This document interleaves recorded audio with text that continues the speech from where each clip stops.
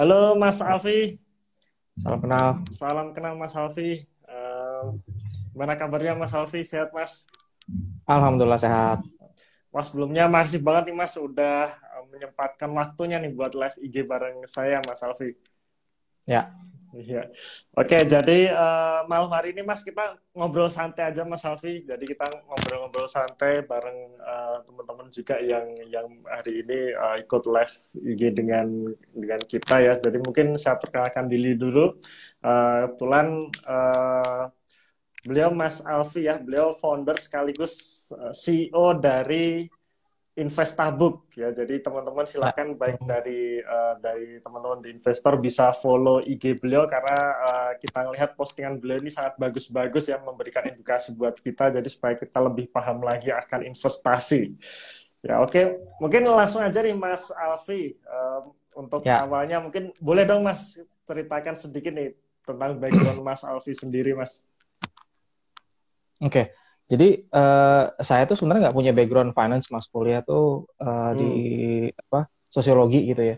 Kemudian mulai Hmm. belajar tuh setelah mulai nikah. Setelah mulai nikah, terus Hmm. ngerasa pas udah tahu biaya berkeluarga kok mahal nyata gitu ya. Iya. Akhirnya mulai serius belajar personal finance dan belajar investasi. Terus mungkin inspirasi pas bikin Investabook tuh ketika ini sih nemuin. Kan saya orangnya suka baca, suka ngulik gitu ya. Ketika nemuin Hmm. kok banyak ya perbedaan antara yang saya baca dari referensi-referensi luar sama yang ada misal di apa namanya referensi dalam negeri gitu ya. Nah, saya coba hadirkan inilah fill the gap lah gitu. Apa sih yang yang yang kok nggak banyak muncul gitu. Misal contoh mungkin Hmm. yang paling sering kita lakukan dulu tuh dulu orang masih memahami value investing itu cuma sekadar beli saham dengan PI rendah, PBV rendah, yield tinggi gitu. Padahal Warren Hmm. Buffett itu dari 70-an udah menggeser value dari deep value ke quality gitu, mencari bisnis yang Hmm. benar-benar bagus sehingga bisa di hold lebih panjang gitu karena nilai intrinsiknya terus terus bertumbuh gitu. Nah, itu yang apa namanya jadi inspirasi kita buat ngajak yuk kita apa ya lebih lebih serius belajar dan coba cari berbagai referensi gitu, bukan cuma dari satu referensi doang yang kadang-kadang tuh ya sebenarnya tidak sepenuhnya tepat gitu. Hmm. Oke, itu kira-kira untuk buka apa namanya pertama kali bikin Investabook tuh tahun berapa Mas Alfi kalau boleh tahu Mas? Seingat saya sih awal 2019 ya. Awal 2019 ya, 2019 ya. berarti Iya. udah sekitar 3 tahunan ya, 3,5. sudah 3,5 tahun, 3 tahun setengah. Ya, tiga betul setengah betul. tahun dan memang fokus untuk saham Mas ya, untuk saham atau ada investasi Eh lain sebenarnya kalau di Investabook sendiri. eh, kita dari awal memang fokusnya ke saham gitu ya. Cuman ini Hmm. refleksi juga sih Mas. Mungkin kayak Hmm. saat eh, 6 bulan terakhir lah gitu ya, kita coba bahas Hmm. berbagai isu di luar saham gitu ya, lebih ke personal finance karena kami melihat fenomena di mana orang-orang yang belajar saham itu akhirnya kayak lompat gitu loh. Kayak pernah lihat Hmm. nggak Mas meme yang lompat ke anak tangga langsung beli saham apa ya atau saham yang murah apa ya gitu ya.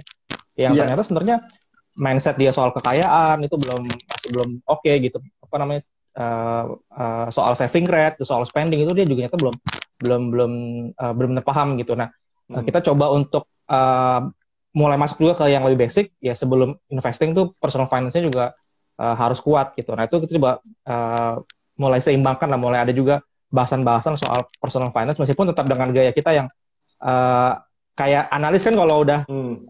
ngebedah saham kan detail banget mas ya. Nah kita Hmm. pakai kerangka analisis saham itu buat pakai ngelihat personal finance itu sehingga misalnya kita pernah bandingin eh, antara beli mobil sama commuting pakai taksi lebih murah mana sih itu kan ala-ala Hmm. analis kan gitu so Hmm. hitung Iya. bikin simulasi gitu ya.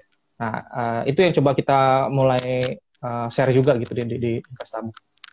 Oke, oke. Wah, berarti menarik, Mas. Berarti akhirnya Investabook ini juga istilahnya membahas dari basic dulu ya, personal finance sebelum akhirnya ke saham. Karena memang memang saya sendiri juga setuju.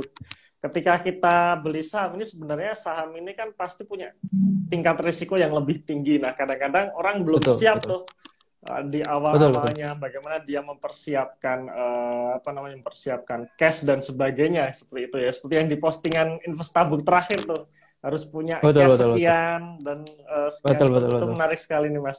Nah sekarang boleh ceritakan Mas, di tagline-nya Investabu kan saya juga ngelihat tuh bagus banget. Investor naik kelas. Nah ini maksudnya gimana Mas ya? Tagline-nya dari Investabu itu kalau saya lihat di Instagramnya investor naik kelas gitu. Itu boleh Ya, boleh ya. cerita sedikit Mas. Eh, jadi memang tadi dari awal tuh kita ngelihat, kita suka lah ngelihat, kan 2018 tuh kayaknya era-era lagi giat-giatnya literasi keuangan, sama Hmm. investasi gitu. Terus pertumbuhan Hmm. investor juga kan sejak 2018 tuh pesat banget gitu Mas ya, sampai sekarang gitu Hmm. ya. Nah, Hmm. cuman kita ngelihat sebenarnya sebagian besar edukasi ya, termasuk misalnya buku-buku soal investasi yang kita lihat di Gramedia atau di toko-toko buku gitu ya, itu Hmm. lebih banyak nyasar orang yang awam untuk jadi investor pemula. Jadi gimana caranya yuk Hmm. mulai berinvestasi yuk. Investasi tidak serumit itu loh gitu. Risikonya bisa dikelola loh. Itu oke, itu good. Tapi kemudian orang yang udah mulai nyemplung ini mesti dibantuin biar tetap bisa move forward gitu, tetap bisa Hmm. berkembang.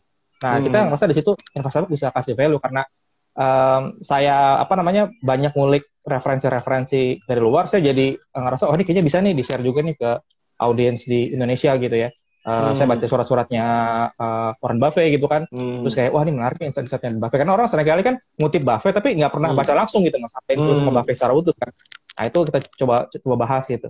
Um, jadi kita pengen uh, investor itu terus naik kelas gitu loh, yang misalnya Hmm. awam yuk kita mau investasi ya belajar basic-basic, terus yang udah tahu basic ya jangan berhenti di situ, yuk belajar lebih dalam lagi agar apa, agar pertimbangannya lebih matang gitu mas, karena yang saya perhatikan investor pemula tuh biasanya belum matang gitu, karena ya Hmm. wajar masih pemula gitu kan, kayak orang belajar berenang kan kadang misalnya di tengah jalan keram gitu ya, atau misalnya kayak Hmm. nggak kuat dari ujung ke ujung gitu ya. Nah Hmm. yang saya perhatiin juga itu orang ketika baru mulai invest tuh nggak punya conviction, nggak punya keyakinan. Nah itu yang menurut saya bisa dicapai, bisa dibangun dengan cara ya itu belajar analisis, belajar baca laporan keuangan, belajar apa namanya memahami bisnis gitu ya, mana bisnis yang bagus, Hmm. mana bisnis yang kurang bagus.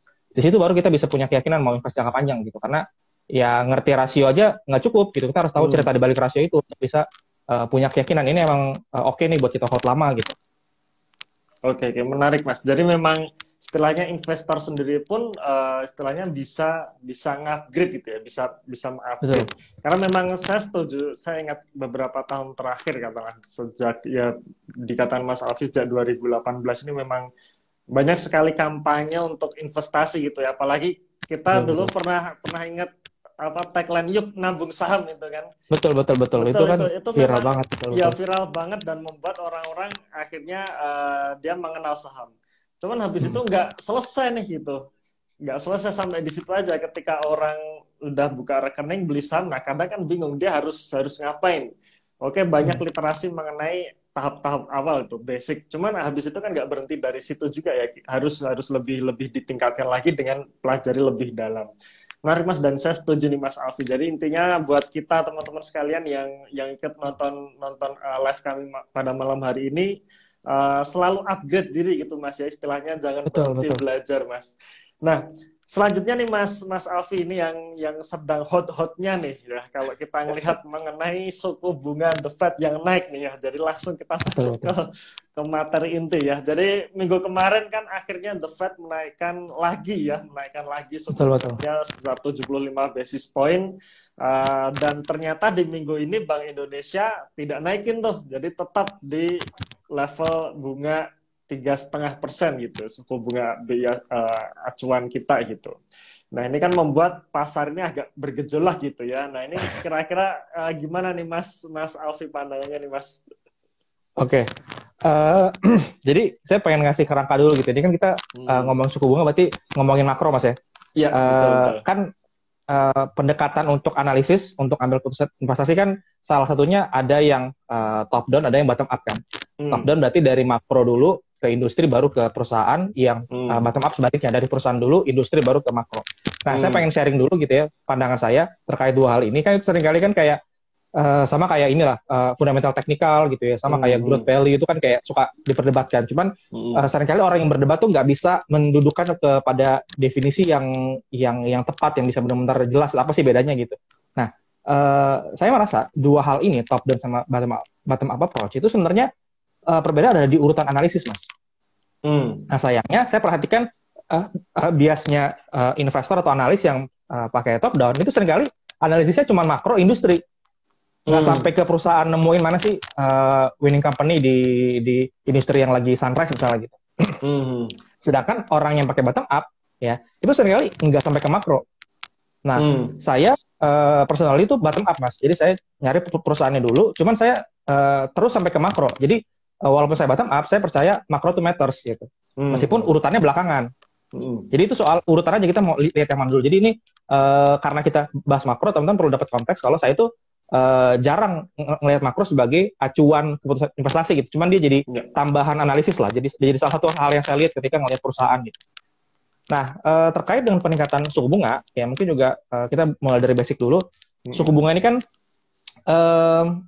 instrumennya bank sentral, yang instrumen bank sentral untuk mengendalikan uang beredar. Ya, jadi kalau suku bunga rendah tuh diharapkan orang makin banyak minjam sehingga uang beredar bisa lebih banyak, demand untuk produk barang dan jasa bisa lebih tinggi, dan hal yang sebaliknya. Nah, suku bunga kan jadi rendah banget mas karena pandemi ya, karena pandemi bank sentral ingin ikut menyelamatkan perekonomian. Ketika semua orang lagi berhemat, ya maka pemerintah adalah satu-satunya pihak yang nggak boleh berhemat. Dia harus counter cyclical gitu. Ketika siklusnya semua pengen berhemat, pengen ngecang ikut pinggang, pemerintah justru harus ekspansif, justru harus ningkatin belanjanya gitu, kasih subsidi, kasih bantuan. Termasuk pada akhirnya harus menambah pembiayaan dengan menerbitkan surat utang yang lebih besar. Nah itulah yang dibiayai oleh bank sentral yang kita suka sebut secara mudah sebagai cetak uang kan. Cetak uang sebenarnya kan menerbitkan surat utang yang dibeli oleh bank sentral. Nah, itu jadi konteks untuk kita memahami kalau itu tuh hal yang temporary gitu. Suku bunga rendah tuh tujuannya adalah untuk menyelamatkan ekonomi. Jadi ketika suku bunga sekarang naik karena inflasinya gila-gilaan gitu, karena inflasi naik, kita harus sadar at the beginning itu sebenarnya good news. Karena berarti ekonomi mulai pulih, demand mulai meningkat lagi gitu ya. Tapi, ini kan yang jadi tapinya nih, ketika inflasinya ketinggian, ya maka suku bunga tuh jadi sulit untuk meng-catch up-nya. Karena suku bunga bukan cuma instrumen untuk mengendalikan uang beredar, tapi juga dia adalah acuan return investasi. Ya. Return dari obligasi negara kan suka ada yang sebagai risk free rate kan, sebagai imbal hasil tanpa risiko, yang asumsi risikonya itu 0 gitu ya. Nah itu acuan dasar adalah suku bunga. Nah sehingga beberapa negara yang pernah ngalamin suku bunga rendah itu sekarang sedang terjebak pada suku bunga rendah yang berkelanjutan, bahkan minus mas, kayak Uni Eropa, Jepang, apalagi Denmark seingat saya. Itu justru lebih buruk mas dibanding yang sekarang terjadi di Amerika, karena ketika deflasi, ketika terjadi adalah suku bunga negatif, orang tuh jadi nggak punya insentif untuk belanja gitu, karena ntar harga-harga bakal makin murah kok gitu. Padahal belanja kita kan yang menggerakkan ekonomi kan, jadi ketika ada inflasi itu sebenarnya kita jadi terdorong untuk ya udah sekarang aja deh belanjanya daripada ntar naik itu harganya gitu ke depan. Jadi inflasi itu pada dasarnya itu baik gitu, cuman memang jadi challenge ketika peningkatannya jauh lebih cepat dibanding yang mampu dikejar sama peningkatan suku bunga gitu ya. Sehingga sebenarnya dalam kaitannya ke pertimbangan investasi kita, itu kita perlu sadar bahwa yang sebenarnya bikin market resah gitu itu sebenarnya adalah soal ekspektasi mas. Jadi saran saya buat teman-teman ya, jangan coba menebak-nebak nih kalau misalnya suku bunga naik, market akan naik atau turun gitu, karena se-unpredictable itu. Jadi suku bunga itu expectation game. Jadi ketika kenaikan atau penurunan suku bunga sesuai dengan ekspektasi pasar, maka market akan naik, akan positif. Tapi market tuh akan bingung, akan kemudian jadi melepas aset berisiko ketika dia kaget gitu, ketika dia mendapatkan kebijakan yang nggak sesuai sama ekspektasinya. Nah itu kenapa waktu pas hari pertama habis naik itu kan sempat market di US kan naik gitu ya, karena wah ini sesuai nih, karena memang market udah berekspektasi gitu. Dan se-unpredictable itu gitu. Beberapa konten yang sempat saya baca atau tonton ketika ngomongin suku bunga The Fed, terus inflasi tinggi di US, itu adalah kita hold cash dulu gitu ya. Nah ini hal yang saya pribadi nggak saya lakuin mas. Sekarang tuh saya 98% invested ya, nggak 98 deh, kurang. 94 lah. 94. Jadi hampir hampir full Hampir invested gitu ya. 100% ya. Ya. Iya, betul. Kenapa? Karena pertama kita perlu bedakan yang kita lakuin ini spekulasi atau investasi, karena itu dua aktivitas yang strategi beda, mindsetnya beda gitu ya. Ketika kita investasi, kita kan punya pool of opportunity gitu. Kita ada peluang apa aja nih di sekitar kita. Pertama ketika kita bottom up ya, kita ada saham-saham gitu ya, sehingga porsi cash di portofolio kita itu sebenarnya adalah itu bukan target yang harus kita kejar. Kita harus punya sekian persen kalau menurut saya. Tapi adalah konsekuensi dari ketersediaan opportunity di depan kita. Jadi ketika opportunity-nya ada, opportunity-nya tersedia gitu ya, saham perusahaan bagus, punya margin of safety, ya beli aja gitu. Beli aja. Kita nggak perlu pegang cash terlalu banyak gitu ya. Tapi ketika opportunity-nya nggak tersedia, ya cash jadi pilihan yang lebih baik gitu. Makanya buat saya lucu ketika ada beberapa investor, atau sebenarnya buat saya sih mereka lebih seperti market timer gitu ya, jual saham untuk pegang cash saat ini, ketika Buffett justru melakukan hal yang sebaliknya. Buffett itu pegang cash lama banget mas, 2020 itu malah jualan, 2022 dia malah belanja. Karena cash itu ya ketika nggak ada opportunity, sedangkan sekarang justru saya malah melihat masih banyak opportunity gitu di market gitu, terutama di market US kali ya, ketika banyak perusahaan-perusahaan yang dulu disebut misalnya COVID winners gitu ya, perusahaan-perusahaan tech sekarang udah bisa dibilang value stock gitu, udah harganya udah kayak perusahaan yang growth-nya lambat gitu. Nah ini jadi justru opportunity yang menarik gitu, karena beli di bottom bisa ngasih kita potensi keuntungan yang besar dalam jangka yang nggak terlalu panjang gitu ya, mungkin setahun 2 tahun, tapi dia juga bisa bikin kita ketinggalan ketika ternyata kita salah gitu. Mungkin sedikit flashback, Februari Maret itu kan bener-bener orang tuh frustasi banget gitu market gitu, semua pada buang barang, turun cepet banget ya, circuit break kejadian di pasar US, kejadian di pasar sini gitu ya. Tapi tiba-tiba berganti ya, ketika The Fed bilang dia akan melakukan whatever it takes gitu, 23 Maret atau 24 Maret gitu ya, langsung naik gitu, se-unpredictable itu ya, sehingga kalau buat saya susah sih untuk memprediksi arah dari sana gitu ya, meskipun dengan inflasi yang segini besarnya. Jadi kalau ini sangat bisa salah gitu, cuman karena gini kalau saya melihatnya, ketika inflasi masih setinggi sekarang, suku bunga harus terus ditingkatkan gitu, agar return dari obligasi ini bisa positif lah gitu kan. Sekarang negatif 7% kan, karena yieldnya cuma 1,6 tapi inflasinya 8,6 gitu. Tapi ada 2 kemungkinan nih mas, yang bisa jadi bikin itu nggak terjadi, jadi berbalik arah. Misalnya inflasinya turun, tahun depan turun gitu ya, ketika orang ngerasa kok harga-harga makin mahal, dia mengurangi konsumsinya misalnya. Terus dari sisi supply mulai ada perbaikan gitu ya, lockdown di China udah mulai dibuka gitu ya kan, pusat manufaktur, supply chain dunia kan di sana kan gitu. Terus misalnya tiba-tiba minggu depan Ukraina sama Rusia bikin perjanjian damai, itu kan kita nggak bisa prediksi tuh mas. Itu bakal mengubah keadaan yang sangat signifikan gitu. Atau ternyata karena kenaikan suku bunga di US ternyata terjadi resesi. Karena kalau terjadi resesi, kita ulang lagi yang terjadi di 2020. Bisa jadi suku bunga berhenti dinaikin. Jadi balik ke mode untuk menyelamatkan ekonomi lagi gitu. Sehingga nggak ada yang benar-benar pasti di makroekonomi. Tinggal gimana caranya kita punya portofolio yang resilient terhadap apapun arah makroekonomi. Mau inflasi tinggi kita oke, portofolionya mau inflasi rendah kita oke, mau resesi kita oke, mau growth kencang ekonomi juga kita oke gitu. Itu yang saya lebih suka. Oke. Menarik Mas Alif. Berarti sebenarnya kalau saya simpulkan nih dari Mas Alif tadi, yang pertama jangan sekali-sekali kita menebak market gitu Mas ya. Betul. Karena memang market ini nggak bisa diprediksi sama sekali. Hari ini istilahnya The Fed naikin bunga tinggi, ternyata Bank Indonesia tidak naikin tuh. Nah, kita nggak tahu nih bulan-bulan depan, apakah nanti inflasi di Amerika apakah tetap terus naik atau turun. Bisa jadi turun. Kalau turun ya betul, berubah lagi. betul, betul. Betul. Kemudian yang kedua yang saya juga menarik tadi Mas Alfi bilang apa namanya beberapa market timer itu mengatakan harus pegang cash dulu dan sebagainya. Justru kalau dari pandangan Mas Alfi sendiri saat ini justru lagi banyak saham diskon yang bisa kita beli gitu ya. Alhasil kalau Ya, kalau yang saya artikan dari Mas Alfi tadi kalau kita hanya menyimpan cash dengan kita melihat kondisi kondisi bursa saat ini yang menawarkan banyak diskon ini sayang sekali gitu ya.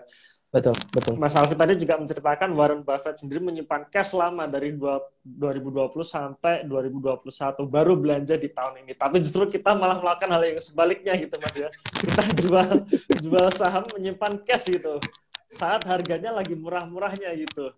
Ya ini yang apa namanya yang sering orang lakukan karena memang rata-rata mereka pada takut sebenarnya ketika market tidak diprediksi dia takut akhirnya dia nyimpan cash yang dimana itu sebenarnya justru Betul, peluang betul. kita justru untuk beli saham-saham yang murah gitu ya.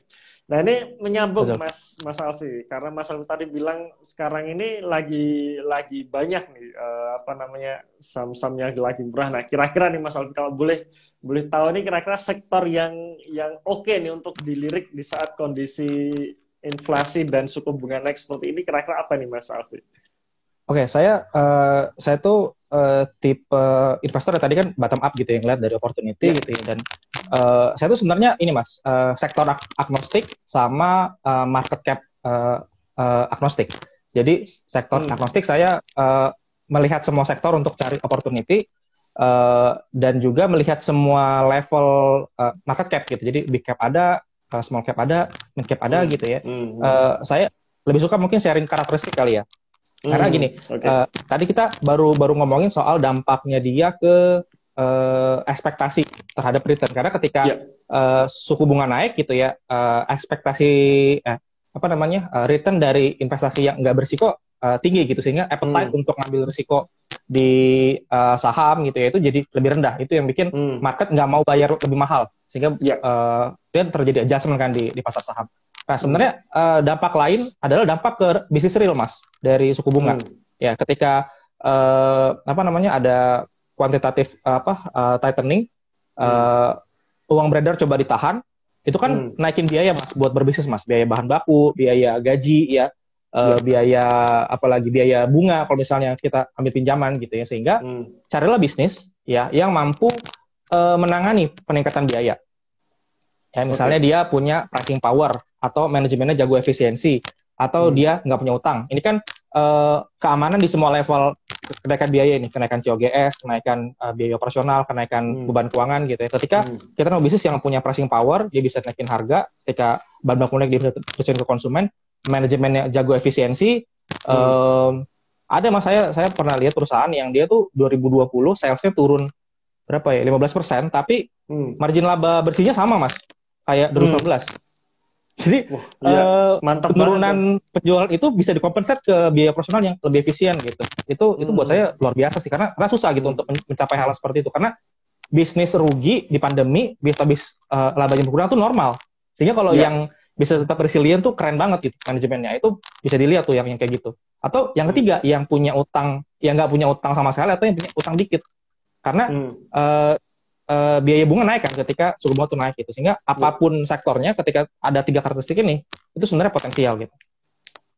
Oke, tidak memandang sektor ya Mas ya, berarti sektor apapun iya, saya tidak memandang sektor, nggak masalah ya. Oke, menarik. Betul, karena saya bottom up sih Mas, jadi ya lihat aja kira-kira meskipun pada akhirnya saya melimit sama sektor yang saya ngerti gitu, saya bisa mengestimasi lah kira-kira dia prospeknya akan seperti apa sih gitu, dan itu ya nggak banyak sebenarnya gitu. Oke. Berarti kalau dalam hal ini masalah screening saham nih Mas Alfi, ini berarti kan Mas Alfi ngelihat dulu dari sisi apa namanya perusahaannya ya, dari sisi kinerjanya baru ke makro gitu. Nah kira-kira kalau dari Mas Alfi sendiri apa istilahnya apa ya? Pos apa dulu nih yang dilihat untuk screening saham tuh Mas Alfi? Saya nomor satu tuh return on equity. Jadi saya pengen bisnis yang dia capital efisien, dia bisa manfaatkan modal yang dikasih pemegang saham dengan baik gitu. Karena kan saya pengen hold bisnis tuh paling nggak 10 tahun lah gitu, sehingga Ya. Saya perlu bisnis yang dia bisa mereinvestasi labanya jadi laba yang lebih besar di masa depan. Nah, itu clue pertama adalah ROE gitu. Karena bisnis yang ROE-nya cukup tinggi itu patut kita curigai. Emang bisnis yang bagus. Meskipun judgement bagusnya kan kita harus melihat ke kualitatif gitu ya. Dia punya motor apa enggak gitu.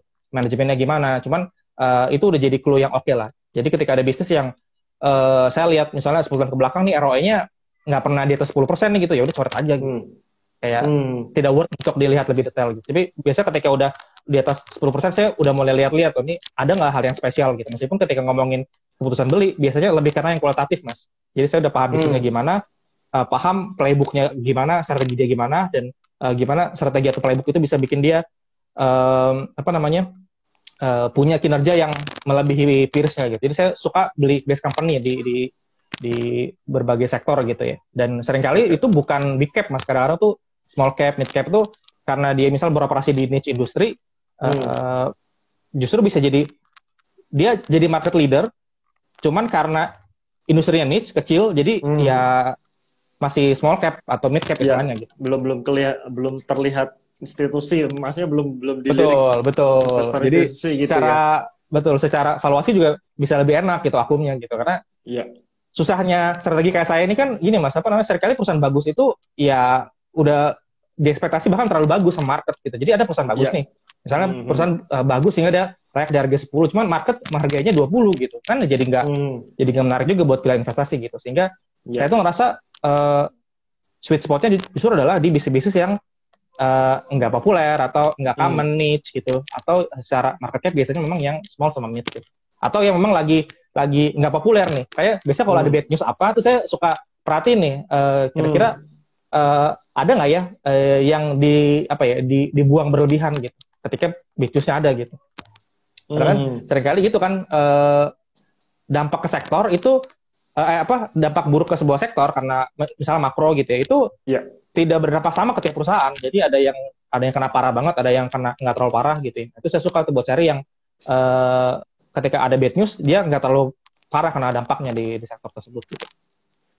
Oke. Berarti sedikit balik, berarti tadi Mas Alfi bilang bahwa ROE minimal 10%, Mas ya. Kalau minimal 10%. Nah, kadang kalau kita ngelihat kan ada tuh ketika perusahaan ternyata di siklus tertentu, misalkan tahun 2020 yang tadinya secara histori bisa mencetak ROE 10%, tapi kan pasti drop tuh. Nah, itu kira-kira kalau dari Mas Alfi sendiri gimana itu, Mas? Saya melihat ini sih, Mas. Sekali lagi perusahaan yang labanya turun 2020 tuh wajar banget. Ya, tapi turunnya seberapa dalam itu yang jadi salah satu indikasi gitu. Karena Buffett kan pernah bilang gitu, ketika kolam itu surut gitu ya, kelihatan siapa yang berenang telanjang. Maksudnya ketika ekonomi lagi buruk itu kelihatan siapa perusahaan yang benar-benar bagus gitu. Sehingga justru saya tuh cari perusahaan yang ketika pandemi, kalaupun laba itu turunnya nggak terlalu parah, ya, sehingga ROE-nya masih cukup besar gitu. Misalnya ada perusahaan yang ROE-nya biasa 30%, terus karena pandemi jadi 15%. Itu kan masih lumayan oke kan? Berarti di tengah ekonomi buruk sekalipun, dia masih bisa menjaga labanya agar profitability tidak terlalu dalam jatuhnya gitu. Mungkin contoh paling klasik ini sih, Mas, 2020 tuh lihat deh pertumbuhan labanya Big Four gitu. BNI itu turun 70-an%, Mandiri sama BCA, Mandiri sama BRI itu 50 atau 60% gitu ya. BCA cuma 5% doang turunnya labanya. Itu saya track itu karena memang kan pembelaannya orang-orang yang megang 3 saham ini kan ya ini kan untuk meningkatkan pencadangan. Iya benar gitu. Cuman BCA itu pencadangannya udah banyak sebelum pandemi. Itu kalau saya kasih analogi itu kayak orang yang kemana-mana udah pakai payung. Jadi ketika hujan datang tuh nggak ada basah, langsung bisa dibuka payungnya. Sedangkan bank-bank lain tuh harus ke warung dulu, ke Indomaret dulu, harus beli payung. Akhirnya sempat ada yang basah karena hujan datang dengan tiba-tiba gitu. Karena ini satu contoh lain market yang makro yang tidak bisa diprediksi, Mas ya. 2019 yang orang paling takutkan risiko terbesar di market itu kan di ekonomi kan perang dagang, Mas. Ingat ya 2019 orang ngomong soal perang dagang gitu. Ternyata yang nganjur ekonomi kita malah virus yang nggak kelihatan gitu. Nggak bisa diprediksi itu gitu. Kayak misalnya saya udah awalnya udah cukup yakin 2022 ini berita benar-benar bakal bisa pulih nih kan. GDP growth trennya terus uptrend terus gitu kan. Wah, ternyata mulai naik lagi nih virus nih, kayak nggak tahu kapan bakal benar-benar selesai gitu. Sehingga saya lebih fokus ke resiliency gitu, buat cari mana sih yang benar-benar tangguh, yang ketika laba turun pun turunnya nggak terlalu parah. Karena gini mas, ketika kita turun di level tertentu, kita kan butuh gain yang lebih tinggi secara persentase. Betul. Ya kan? Itu dari sisi orang yang ngejar return jangka pendek itu sebenarnya peluang, karena ketika dia bisa tahu bottom secara laba, bottom secara harga, gain-nya bisa lebih tinggi tuh ya. Tapi kita kalau dari sisi manajemen, ketika bisnis lagi jelek, laba turun atau ubah jadi rugi, ada harga nggak yang harus dibayar gitu. Misal contoh perusahaan retail gitu, perusahaan retail dia nutup berapa gerai, ketika dia mau berusaha pulih, growth engine dia kan beda. Ketika dia dulu punya 100 gerai sama kemudian berkurang jadi 80 gerai. Nah itu hal itu bisa dilihat gitu, karena potensi turnaround itu perlu dilihat lebih detail gitu. Bukan berarti ketika turun pasti naik lagi gitu. Mungkin iya, ya mungkin ketika turunnya nggak terlalu parah, dia masih bisa pulih lagi ya. Tapi seberapa cepat pulihnya itu juga isu loh. Itu kenapa mungkin kalau 2021 udah banyak yang keluar lapor keuangan, teman-teman cek deh perusahaan mana yang pendapatan dan labanya di 2021 sudah lebih tinggi dari 2019. Nah itu perusahaan yang bagus biasanya, karena dia cepat pulihnya. Karena ada perusahaan-perusahaan yang ya dia pulih sih, cuman masa kalau diukur dari 2020, apalagi kalau 2020-nya parah, growth-nya bagus. Yang beli di 2020 mah dapat untung gede, cuman belinya di 2019 masih nyangkut biasanya tuh. Iya, betul. Ya ibaratnya gitu, turun 50% buat BP aja harus naik 100% itu mas ya. Betul, itu hal yang harus orang paham itu. Sehingga kalau bisa jangan turun terlalu dalam gitu. Secara bisnis jangan parah-parah banget lah gitu. Ketika ada ekonomi buruk tuh dia jangan sampai parah-parah banget gitu. Oke. Berarti kalau Mas Alfi sendiri mungkin menghindari perusahaan-perusahaan yang mencetak penurunan kerugian, penurunan laba, apalagi kalau rugi gitu mas ya. Betul. Kalau rugi berarti kayaknya di skip dulu Mas Alfi ya. Betul. Itu bisa kita bilang rule of thumb-nya lah mas. Meskipun saya tipe yang berpandangan kalau perusahaan yang rugi belum tentu uninvestable gitu ya. Cuman lebih susah lah.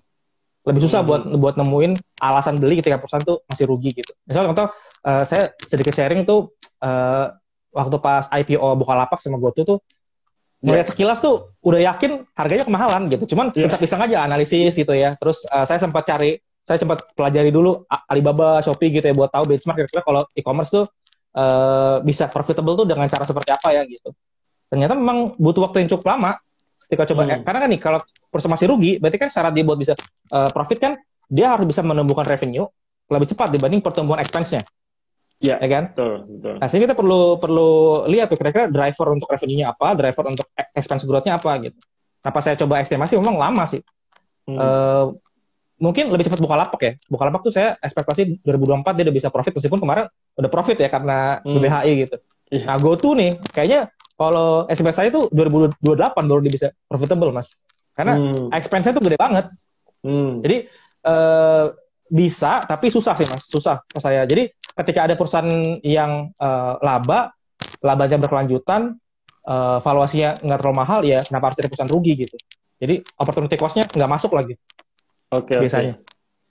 Oke, berarti kan kadang ada juga nih mas, kalau kita juga ngelihat referensi saham-saham yang memberikan return besar nih, misalkan sampai multi-bagger gitu ya, 100-200%. Nah ini kan kadang perusahaan tuh pertamanya rugi dulu mas. Nah habis itu ketika dia kebetulan pas timing sektornya bagus, tiba-tiba dia dapat tuh gain yang besar gitu. Nah kalau tipe saham seperti itu sendiri di Mas Alfi gimana nih mas melihatnya mas? Ya orang-orang biasa katakan saham turnaround gitu ya. Ya saya percaya hal itu mungkin sih. Cuman Buffett pernah kasih analogi tuh gini. Jadi kalau beli saham turnaround itu kayak naik perusahaan yang bolong mas. Ya jadi kita selain harus berjalan dengan perahu itu juga harus nutupin lubangnya gitu.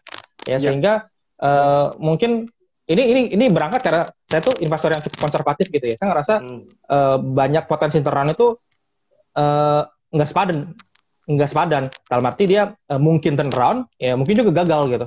Iya. Judgement-nya lebih susah buat saya, Mas. Tapi saya percaya mungkin banget itu jadi tes investasi, mungkin ngasih keuntungan dan bisa jadi ngasih keuntungan yang besar gitu. Karena tadi ketika turun 50%, kita belinya setelah turun, terus belinya pas naik, itu kan untungnya gede banget kan. Untungnya 100% gitu, atau lebih gitu. Itu sangat mungkin, cuman saya ngerasa itu bukan hal yang saya bisa lakukan dengan baik lah. Saya lebih jago buat judgement kualitas bisnis, mana bisnis yang bagus, yang bisa bertumbuh secara sustainable gitu ya. Ya mungkin Mas Eros lah yang lebih jago buat cari tahu yang perusahaan turnaround gitu ya. Meskipun kalau saya tuh suka gini, Mas. Suka perusahaan yang misalnya dulu pernah rugi atau dulu pernah kurang bagus, dia sudah turnaround, jadi bukan akan tapi sudah turnaround dan potensial untuk terus bagus kinerjanya. Bukan, kan ada tuh perusahaan yang turnaround ya udah cuma ngikut sama siklusnya doang gitu. Siklusnya lagi bagus dia ikut bagus, pas siklusnya jelek dia ikut jelek lagi gitu. Karena saya pengen hold saham selama mungkin. Nah, itu kan butuh perusahaan yang resilient, yang sustainable gitu ya growth-nya. Itu sih balik ke preferensi itu gitu, sehingga memang kalau turnaround itu saya nyari perusahaan yang sudah turnaround dan bisa lanjut profitable-nya dalam jangka panjang gitu, nggak cuman bentar-bentaran doang gitu. Iya, oke. Walaupun kadang ketika kita istilahnya kita milih perusahaan-perusahaan yang sudah turnaround, kita belinya sebenarnya udah nggak di bottom lagi nih, tapi ibaratnya sudah mulai jalan gitu, Mas. Karena jujur saya sebenarnya juga lebih nyaman sih dengan perusahaan-perusahaan yang sudah turn around daripada akan turn around gitu ya. Karena kalau memang akan turn around ini probabilitasnya 50-50 gitu.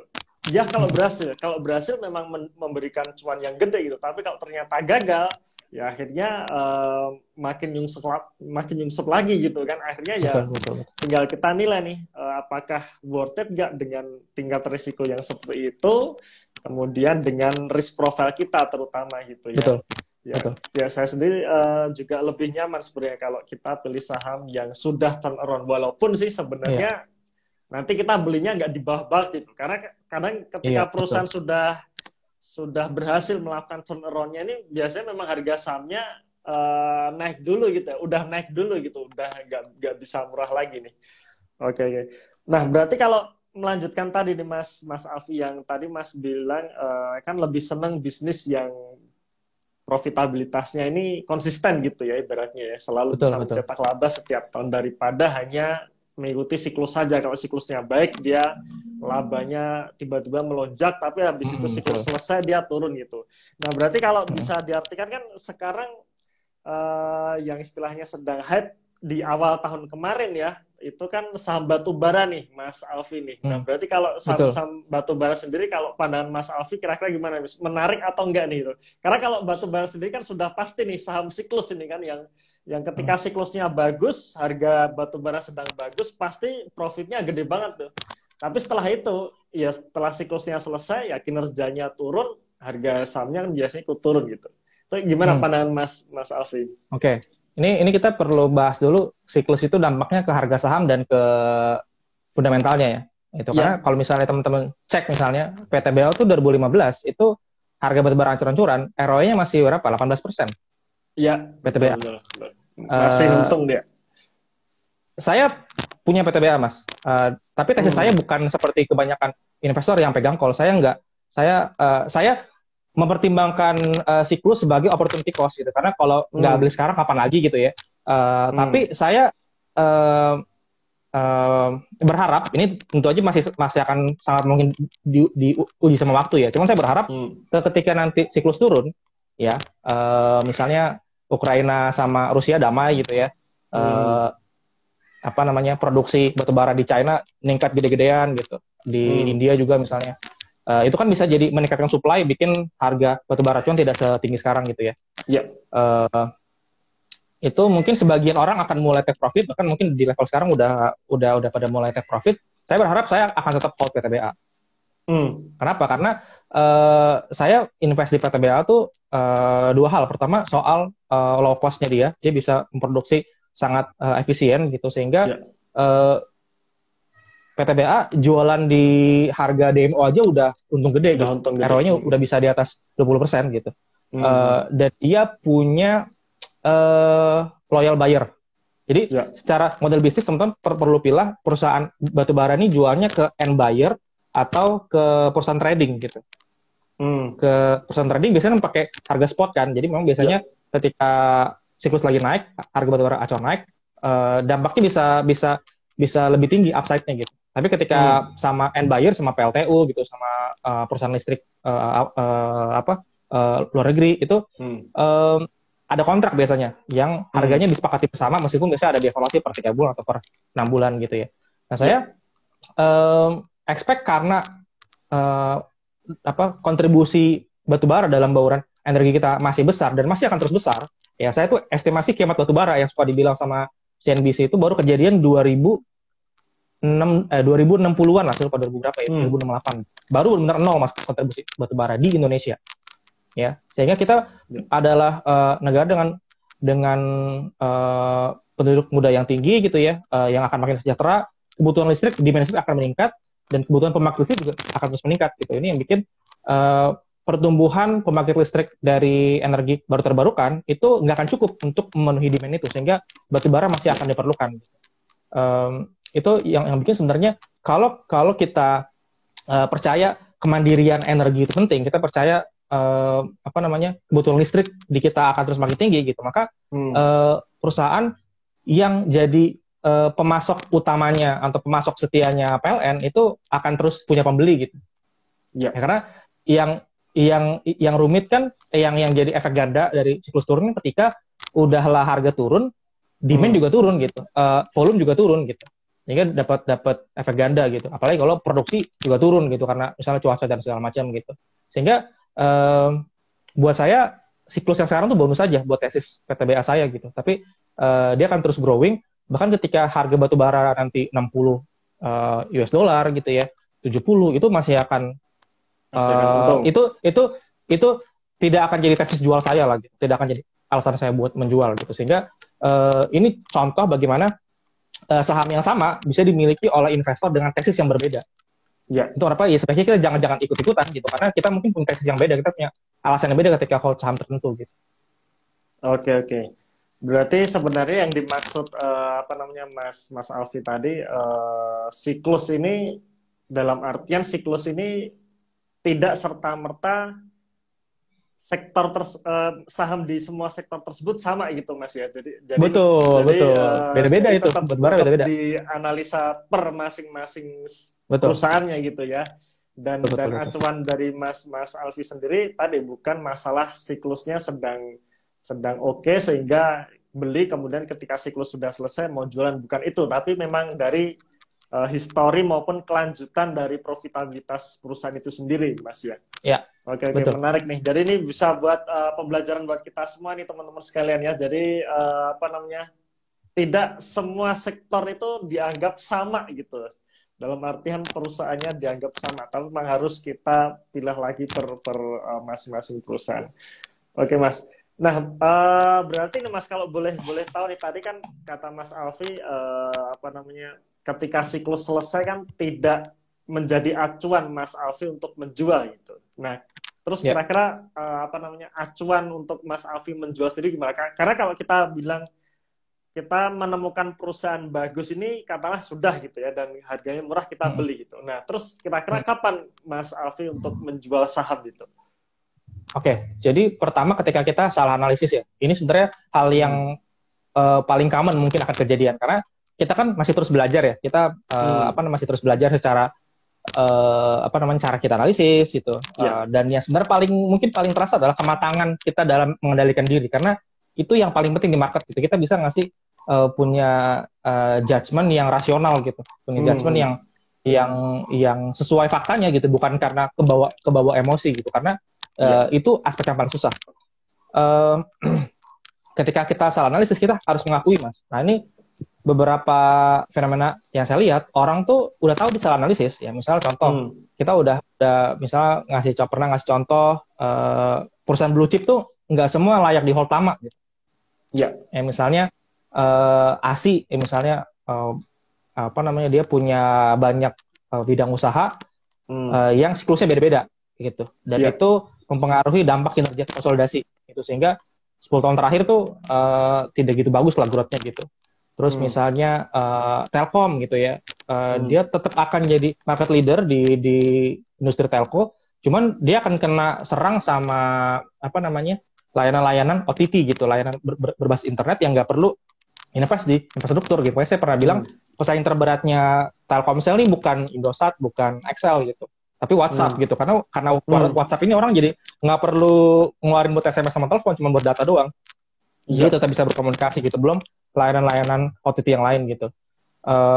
UNVR misalnya, ini ya emang ROI-nya bagus gitu, cuman dari labanya udah nggak ada lagi yang dia reinvest gitu, semuanya dibagi sebagai dividen, sehingga ya kita ngelihat UNVR itu harusnya kayak kita ngelihat obligasi gitu, fokus ke yield-nya aja, karena dia nggak menjanjikan growth apa-apa, growth di UNVR itu bonus gitu, sehingga pas kejadian UNVR harganya turun, ada re-rating dari market karena ternyata tidak sedefensif itu UNVR, akhirnya kejadian gitu. Itu kita ya harus mau jual mas gitu, karena investor bukan berarti nggak mau jual rugi gitu, meskipun bukan kayak spekulator yang jual karena harga turun gitu, cuma jual karena kita tahu kita salah gitu. Kita harus mengakui kesalahan kita. Atau yang kedua itu ketika harganya udah kemahalan. Nah ini hal yang penting untuk kita sadarin, ketika kita udah mulai misalnya 10 tahun ya invest udah 10, saya juga belum selama itu gitu ya. Cuman yang saya perhatikan dari banyak investor, kesalahan terbesar dia adalah menjual, saya suka sebut saham compounder gitu, mas, saham yang nilai presnya terus bisa compounding terlalu dini. Jadi orang beli saham bagus cuman 2 tahun jual, 3 tahun jual. Nah, kita perlu hati-hati nih ketika jual karena valuasi. Jadi ini bisa jadi alasan yang valid untuk kita jual hanya ketika valuasinya sangat tinggi. Jadi kan ada istilah margin of safety kan mas, itu kan kayak selisih kita udah coba estimasi dia layak di harga berapa, kita beli di harga lebih rendah gitu. Ketika nanti kita salah, kita masih punya jaring pengaman gitu. Nah itu berlaku di dua arah mas. Jadi kita juga bisa dibilang ini harganya udah price ini, tapi sebenarnya kita tuh masih terlalu pesimis estimasinya. Estimasi growth kita terlalu pesimis. Nah itu makanya kita juga kasih margin of safety ke atas gitu. Jadi ketika harganya udah mahal banget, nah baru itu valid untuk jual. Karena ketika dia masih cuman di harga wajar, bisa jadi harga wajarnya bukan segitu. Bisa jadi kita terlalu pesimis sama prospeknya. Nah itu yang sering terjadi ketika kita invest dan hold perusahaan bagus gitu. Karena perusahaan bagus itu sering over the expectation gitu. Kita expect sekian, ya ternyata bisa kasih lebih gitu. Nah itu bisa jadi alasan ketika harganya udah kemahalan. Dan yang ketiga, ketika kita nemuin opportunity yang lebih bagus. Ini juga alasan yang valid gitu. Karena saya percaya opportunity cost itu salah satu konsep paling penting lah di finance gitu. Kita ngelakuin A, kita artinya nggak ngelakuin B. Kita beli saham A, artinya kita nggak beli saham B. Sehingga menurut saya semua saham atau bahkan semua instrumen investasi harusnya comparable. Jadi nggak bisa tuh bilang misalnya ICBP nggak bisa dibandingin dong sama PTBA gitu misalkan beda sektor gitu. Harusnya bisa. Karena sama-sama dia opportunity buat kita. Kira-kira dengan bisnis yang sekarang, dengan prospek growth-nya, dengan harga sekarang, mana yang ngasih potensi return yang lebih besar gitu. Iya, itu semua harus bisa kita nilai, sehingga mungkin banget kita saya suka sebutnya upgrade portofolio ketika kita jual saham untuk membeli yang lebih bagus lagi secara bisnis maupun secara valuasi gitu. Oke. Itu 3 alasan itu mas biasanya. 3 kategori itu ya mas ya, yang membuat Mas Alfi menjual ya. Jadi bukan masalah karena The Fed naikin suku bunga atau asing mau keluar, itu bukan itu ya. Oke. Menarik sekali pembahasannya nih. Nah, mungkin yang terakhir nih Mas Alfi yang juga membuat banyak orang sekarang ketakutan itu ya, yaitu mengenai ARB simetris nih mas. Ya, jadi sejak tahun 2020 ini kan bursa memberlakukan ya bahwa untuk penurunan dibatasi maksimal 7% itu kan, karena ya waktu tahun 2020 kemarin terjadi crash itu yang membuat aksi jual itu sangat gede gitu. Nah sekarang kan kondisi sudah mulai bagus nih. Nah ini wacana dari Bank Indonesia, Bursa Efek ya, bukan Bank Indonesia, Bursa Efek ini mau menormalkan lagi nih ARB-nya ini. Nah, dan sekarang membuat banyak pertanyaan, orang-orang pada takut ini gimana nih Mas nanti kalau kena ARB yang tadinya 7% jadi sampai 35% itu. Nah, ini kira-kira gimana nih Mas Alfi tipsnya nih buat kita terutama angkatan corona nih yang baru yang belum pernah merasakan ARB di atas 7% nih Mas. Iya, ya pasti sih mungkin sama kali ya di semua situasi itu ya kita harus tahu apa yang kita beli sih. Hmm. apa yang kita beli, kenapa kita beli, ya, dan kira-kira dengan cara seperti apa kita bisa dapat keuntungan gitu. Karena kan di angkatan Goro ini banyak yang pakai narasi yang penting cuan kan Mas. Ya pokoknya Ya, apapun betul. jurusnya yang penting cuan lah gitu. Yang penting Nah cuan. itu buat saya nggak salah Mas, tapi kurang berguna. Kenapa? Karena Hmm. semua orang di market pasti pengen cuan Mas. Itu Ya. nggak perlu dibahas lagi. Tapi yang penting adalah cara cuannya. Hmm. Jadi yang penting itu cara cuan. Kenapa? Karena cara cuan itu masing-masing punya konsekuensinya. Yang Ya. masalahnya nggak semua orang sadar gitu.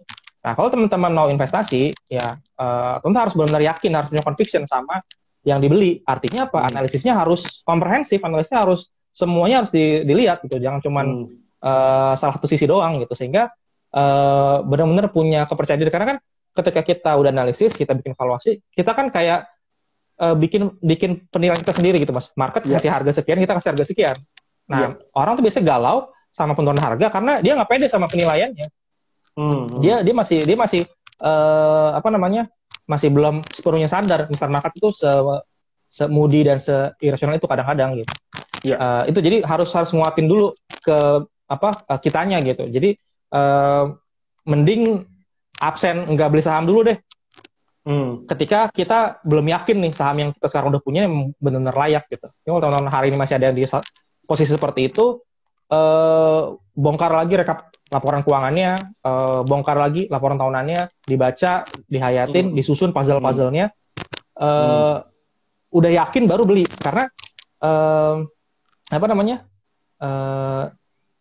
bakal banyak yang akan kejadian yang bisa bikin kita jadi galau gitu, berita gitu ya, data-data makro, laporan keuangan terkini karena juga bikin kita galau gitu ya. Padahal sebenarnya nggak ada yang spesial sih Mas dari ARB 35% gitu, karena ya di US sih nggak ada ARB ARA gitu, kayak saham berapapun tuh sangat mungkin gitu.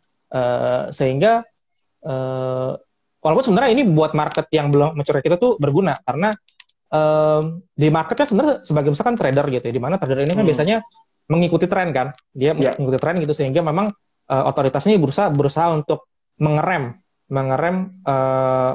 misalnya kayak sahamnya udah naik terus ya direm biar naiknya nggak terlalu tinggi gitu, karena seringkali kan ada efek ikut-ikutan gitu, dan yang turun juga seperti itu gitu ya. Ya meskipun sebenarnya kalau buat investor harusnya kan makin ARB makin seneng dong gitu harusnya, ketika emang benar-benar yakin gitu. Cuman ini kan lebih mudah diucapkan dibanding dilakukan gitu ya. Karena saya tuh Mas top holding di porto saya itu sekarang minus 34% Mas. Apa namanya? Ya tetap gentar juga. Maksudnya nggak bisa dinafikan gitu. Kita masih goyah gitu. Meskipun cara saya biasanya ketika udah mulai ragu, ketika kok minusnya gede banget gitu ya. Ya buka-buka lagi analisisnya, buka-buka lagi catatan kenapa saya beli gitu. Itu kenapa menurut saya investor tuh harus punya jurnal investasi, harus punya catatan ketika dia beli sama jual tuh karena apa. Misal ketika, dan itu bukan cuma pas pertama kali jual loh Mas. Kadang kan misalnya ada perkembangan nih dari emiten yang kita milikin sahamnya, bisa jadi ada alasan tambahan untuk kita tetap hold atau tambah beli. Ya kan? Ya tulis lagi perkembangan teknisnya seperti apa gitu. Itu yang salah satu yang memperkuat keyakinan saya sih untuk hold saham yang nomor satu nih, udah nomor satu minusnya paling gede gitu, karena yang lain nggak ada yang segede gitu, bahkan apa namanya secara overall sebenarnya cukup oke portofolio, cuman yang top holding ini nih yang minusnya gede banget, tapi saya percaya dia justru yang ngasih yang minusnya paling gede itu justru yang ngasih potensi rate of return yang paling besar ke depan gitu kalau misalnya. Kenapa saya taruh di nomor satu? Oke. Berarti sebenarnya kalau dari Mas Alif sendiri, intinya untuk ARB 35% itu sebenarnya nggak ada masalah gitu Mas ya, malah memang Indonesia ini sangat dimanjakan gitu ya, di bursa Amerika nggak ada ARA dan ARB. Betul. Dimanjakan kita betul. Berarti balik lagi nih ke alasan kita, kenapa kita beli saham gitu. Kalau misalkan kita sudah ragu-ragu dengan dengan ARB yang simetris dan sebagainya, ya berarti kita cek lagi sebenarnya saham yang kita beli itu bagus nggak sih? Pak kita belinya di harga mahal atau enggak sih, seperti itu ya. Betul. Oke. Jadi memang intinya buat teman-teman yang di sini yang nonton yang kemarin sering tanya gimana ARB sampai 35% dan sebagainya, ya memang itu nggak bisa dihindari, nanti bakalan tetap dibuka dan bakalan akan ada tuh saham-saham yang kena ARB 35% bakal ada. Betul. Nah, jadi Betul. memang nggak bisa dihindari. Nah, makanya kita harus lebih pelajari lagi nih kira-kira alasan kita beli apa. Apakah kita memang untuk investasi atau untuk spekulasi? Karena tadi yang dikatakan Mas Alfi itu dua hal yang sangat berbeda, walaupun sama-sama sahamnya, ya. Tapi kalau tujuannya untuk investasi dengan tujuan untuk spekulasi pastinya berbeda cara perlakuannya gitu ya. Oke, nah Mas mungkin yang terakhir nih Mas, sebelum kita tutup nih, kebetulan juga udah jam setengah 9, nggak kerasa nih Mas ya. Oke, ini buat kita-kita nih yang apa namanya, yang istilahnya kembali ke basic gitu ya. Sebenarnya kita selain investasi saham ini perlu investasi yang lain nggak sih gitu? Mungkin yang terakhir aja Mas Alfi. Silahkan Mas Alfi. Ya, saya pernah bikin simulasi menarik nih Mas. Ada dua investor Mas. Satu namanya investor jago. Dia bukan saham Bank Jago ya. Dia namanya investor jago. Investor jago. Dia investasi, dia bisa ngasih return 20% per tahun Mas. Ya, jadi jago banget lah investasinya gitu ya. Tapi dia cuma bisa top up RDN, top up ke dana kelolaan itu cuma 2 juta per bulan. Ya. Lalu ada satu lagi namanya investor rajin. Jadi dia nggak jago-jago banget nih. Dia cuma bisa ngasih return 10% per tahun. Tapi top up-nya 4 juta per bulan. Nah, masing-masing sama-sama punya modal awal tuh 10 juta. Saya pernah coba bikin simulasi, kira-kira ini coba kalau menurut Mas Eros, siapa yang dana kelolanya akan lebih besar? Investor jago atau investor rajin? Ya, kalau 20% per tahun secara angka harusnya yang pertama Mas ya, investor jago ya. Karena 20% itu tadi ya. Nah, ternyata Mas, pas saya coba simulasi, sampai tahun ke-12, investor rajin yang dana kelolanya lebih besar. Hanya sampai ke tahun ke-12. Sampai ke tahun 12? Bisa gitu Mas? Iya, hanya sampai ke tahun 12. Kenapa? Karena return itu, karena return itu hanya bisa berguna ketika capital base-nya sudah cukup besar. Oke. Return investasi itu hanya berguna. Pengelolaan investasinya gede gitu Mas ya? Betul. Jadi ketika udah tahun ke-12 ini masing-masing udah punya 1 M lebih. Oke. Ya kan? Karena dana kelolaan kita itu kan bisa bertumbuh karena 2 hal Mas. Karena return dari asetnya atau karena kita tambahin, kita top up. Nah, ini pelajaran buat teman-teman semua. Di masa-masa awal perjalanan investasi kita, top up kita itu lebih penting perannya dibanding return kita. Oke. Artinya, kita nggak perlu ngejar return terlalu besar, ya, asalkan nggak jelek-jelek banget, asalkan nggak rugi, ya justru fokusnya adalah untuk belajar di 12 tahun pertama. Belajar agar ketika nanti kita udah punya 1 M+, kita udah siap buat keluar itu. Jadi, kalau misalnya sekarang rugi itu masih bisa dimaafkan, tinggal top up lagi bulan depan. Tapi kalau sampai udah 1 M lebih, kita masih beli saham ngasal, nah itu jadi masalah.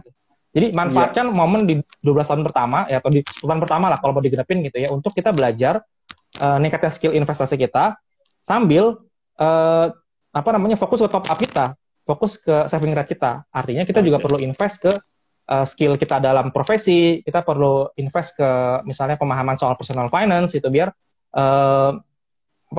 ya sampai kita udah ngerti banget saham gitu, tapi savingnya dikit gitu, karena belanjanya misalnya bisa kekontrol gitu.